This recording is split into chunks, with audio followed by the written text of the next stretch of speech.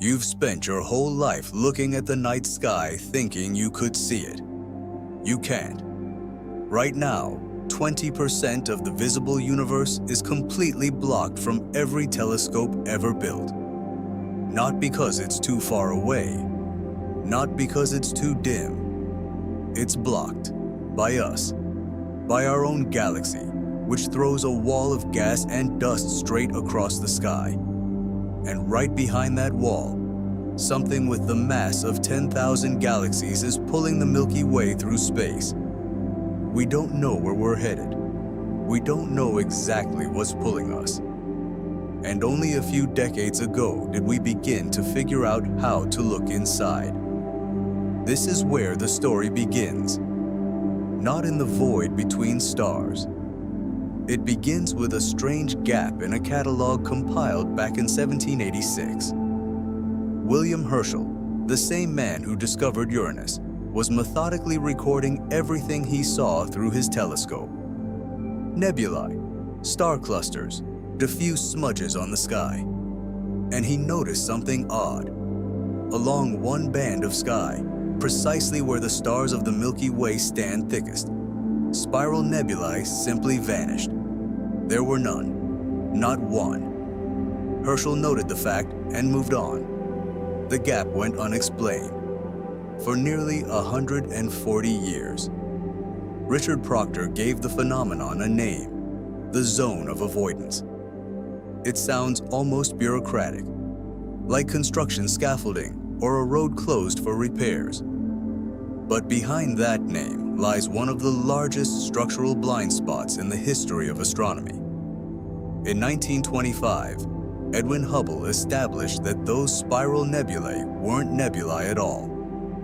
They were entire galaxies, islands of hundreds of billions of star systems, each millions of light years away. And 20% of those islands were hidden from us by the dust of our own galaxy.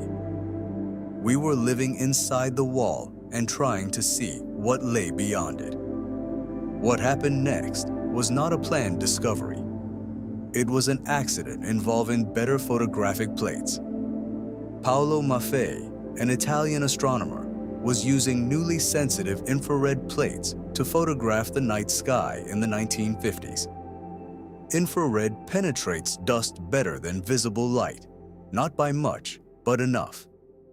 And on one plate, right in the middle of the zone of avoidance, he spotted two blurry smudges that shouldn't have been there. Maffei 1 and Maffei 2, two massive galaxies, hidden just a few degrees from the plane of the Milky Way, 10 million light years away. Our neighbors. We had never seen them, because the windshield was smeared. That was only the first crack in the wall. The next breakthrough came not through better eyes, but through different ears. In the 1990s, the Parkes Radio Telescope in Australia began systematically scanning the zone of avoidance. Radio waves pass through dust almost without obstruction. Where visible light hits a wall, radio waves punch straight through. It's like going from peering through a locked door to just listening to what's happening inside. What did they hear? 900 previously unknown galaxies. 900. Behind a single band of sky we had considered nearly empty. Stop. 900 galaxies isn't just a big number. Each one contains between 100 billion and a trillion star systems. 900 such objects were hiding behind a wisp of gas and dust that we ourselves produce. Our galaxy, our home, was precisely the thing preventing us from seeing the architecture of the universe around us. But even that isn't the main thing. The main thing lay deeper still. In 2022, a team discovered a gravitationally bound cluster of galaxies inside the zone of avoidance, 270 million light-years deep, 10 times farther than anything previously found in that zone. The wall wasn't just hiding neighbors. It was hiding entire structures whose existence we hadn't suspected. If you made it this far, hit subscribe. New video every week, and next one goes even deeper. Now let's talk about what hides in the dark that has nothing to do with dust. In the Rho Ophiuchi cloud, only 400 light-years away, practically next door, the James Webb Space Telescope recently detected between 70 and 170 Jupiter-sized rogue planets. No star. They drift in the darkness, invisible to traditional detection, because there's no parent star to reflect. We didn't see them because we were looking in the wrong place with the wrong tools. And then there's the accident. That's its official name. The WISE Space Telescope was scanning the entire sky in the infrared, and something fit into no category. A brown dwarf, 15 times the mass of Jupiter, only 50 light-years from us, moving at 700,000 kilometers per hour. Into nowhere, with no known source of acceleration. They called it the accident because it accidentally fell into the field of view. A more fitting name would be a question we have no answer to. Every time we developed a new method of observation, we found entire classes of objects whose existence we hadn't suspected.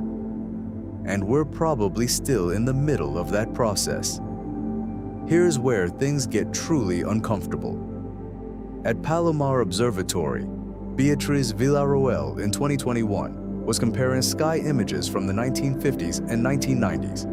9 star-like objects present in one image, absent in the other.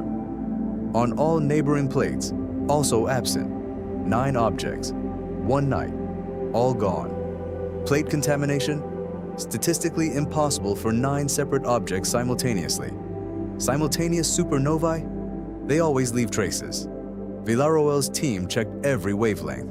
Infrared, X-ray, radio, nothing. No remnants, no echoes.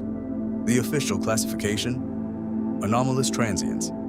Scientific language for, we honestly don't know what that was. 9 anomalous transients. 1 plate, 1 night, still unexplained. Now, black holes and neutron stars.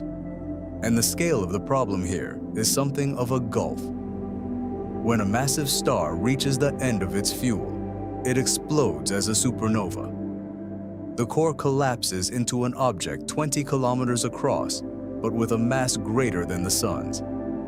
A neutron star. Matter so dense that a teaspoon weighs 1 billion tons.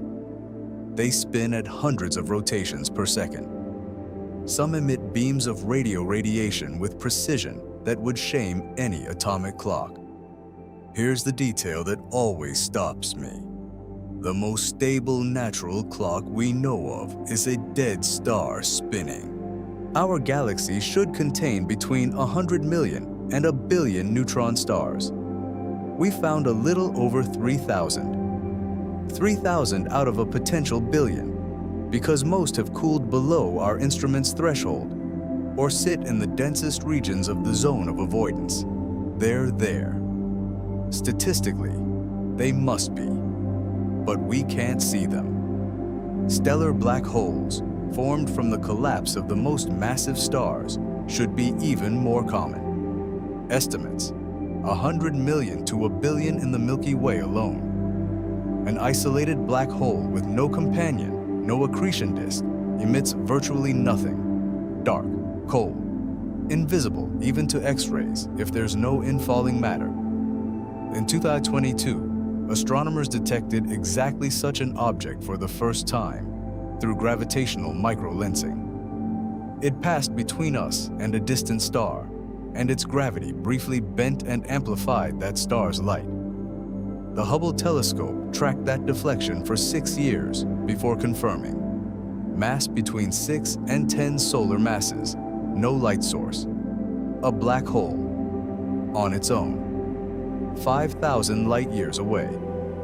We saw it only because it happened to line up with a background star at exactly the right moment. How many like it are drifting through the zone of avoidance right now? Nobody knows precisely. But if estimates are roughly correct, behind that dust band, millions of black holes and hundreds of millions of neutron stars. There's one more layer. Some neutron stars merge with other neutron stars, or black holes. These mergers generate gravitational waves, a literal warping of the fabric of space-time. LIGO first recorded such waves in 2015. In 2017, from the merger of two neutron stars, which simultaneously confirmed, it is precisely in such events that most of the gold and platinum in the universe is forged. The gold on your finger was born during the collision of two dead stars billions of years ago. Gravitational waves pass through dust without any loss. But to pinpoint where a merger occurred, you also need an electromagnetic signal. And if the merger happens in the direction of the zone of avoidance, the optical confirmation is blocked by the same dust. We hear the impact, but we can't see exactly where it happened. This means an entire category of the most energetic events in the universe is partly hidden by the same barrier that hid galaxies from Herschel in 1786. The same problem, different scales, the same band of dust. And now, we finally come to what the zone of avoidance has been hiding the longest. In the 1970s, astronomers noticed the Milky Way is moving, not just expanding with the universe, moving in a specific direction at 600 kilometers per second toward the constellation Centaurus, dragging thousands of other galaxies with it. Something is pulling, but the windshield is smeared exactly where you need to look. To explain such motion, 600 kilometers per second, galaxy after galaxy, you need an object with the mass of 10,000 Milky Ways. In 1998, René Kron-Korteweg discovered the Norma cluster through X-ray observations at 220 million light-years. Inside it, one galaxy is falling toward its center at 1,900 kilometers per second, a cloud of cluster gas stripping away its matter, like a jellyfish carried by a current. But Norma itself is 10 times lighter than what's needed to explain the entire drift. Part of the answer, not all of it. So the next level appeared, the Shapley supercluster, 650 million light-years away, mass equivalent to 10,000 Milky Ways, one of the largest known concentrations of mass in the universe, along the same line of sight as Norma. And in 2017, Kron-Korteweg discovered the Vela supercluster, 840 million light-years away, mass 1,000 times greater than the Milky Way, also aligned along the same axis of motion. Norma, Shapley, Vela, all aligned, all pulling in one direction, all hiding behind a band of dust we had mistaken for emptiness. Does their combined mass explain those 600 kilometers per second? Probably. But astronomers honestly say, we don't yet understand gravity at these scales well enough to be certain. There may be something more, something we haven't seen yet, and that is wonderful. Every time we found a way to look where we couldn't before, we didn't just discover new objects. We discovered new categories of reality. Radio waves revealed 900 galaxies. Infrared revealed Maffei and the accident. X-rays revealed Norma. Every new instrument rewrote the map. The next generation, Rubin, SKA, Roman, will scan the sky with sensitivity that has never existed before. And if the old pattern holds, and it has held every time, they will find something whose existence we're not even thinking about right now. Write in the comments, which blind spot would you most want to reveal? What do you think is hiding in the zone of avoidance that we haven't found yet? In 1786, Herschel noticed a strange gap in his catalog. From that anomaly to a map of the gravitational architecture of the local universe, took over 200 years. The stroke of paint on the windshield is still there. But now we have X-rays, radio waves, infrared, and gravitational wave detectors. And with every new way of looking, we find that the map was too small. It always was too small.